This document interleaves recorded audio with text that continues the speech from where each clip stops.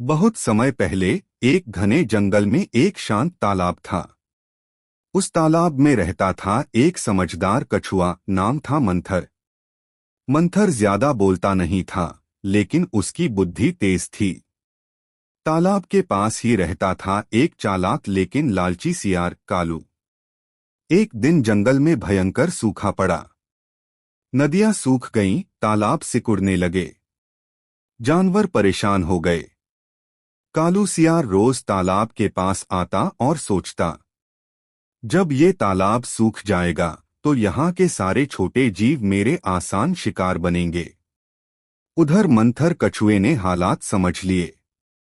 उसने देखा कि पानी हर दिन कम हो रहा है।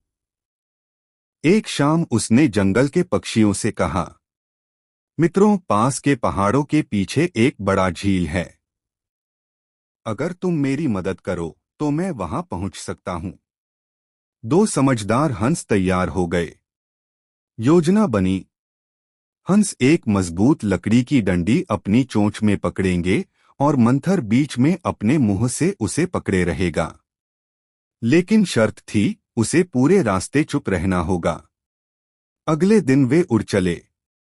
जंगल के ऊपर से उड़ते हुए जानवर हैरान रह गए। देखो देखो, उड़ता हुआ कछुआ, सब चिल्लाने लगे। शोर सुनकर कालू सियार भी बाहर आया। उसने ऊपर देखा और जोर से हंसते हुए बोला, अरे मंथर, उड़ने का सपना देख रहा था क्या?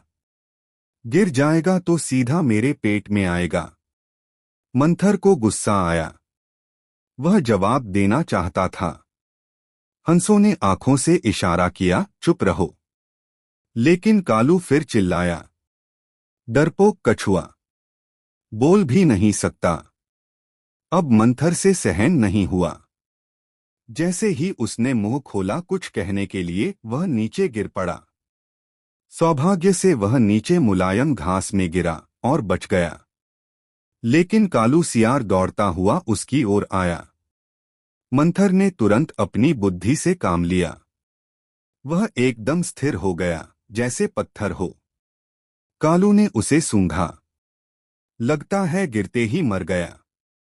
सियार बोला, मरा हुआ शिकार मैं नहीं खाता। और वह वहां से चला गया।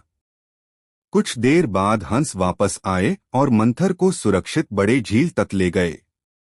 वहां पहुंचकर मंथर ने गहरी सांस ली और कहा, आज मैंने समझ लिया, कभी कभी जीतने के लिए चुप रहना ही सबसे बड़ी बुद्धिमानी है। कहानी की सीख, लालच और उकसावे में आकर लिया गया फैसला नुकसान पहुंचाता है। सही समय पर चुप रहना भी बुद्धिमानी है। Please like, share and subscribe our YouTube channel.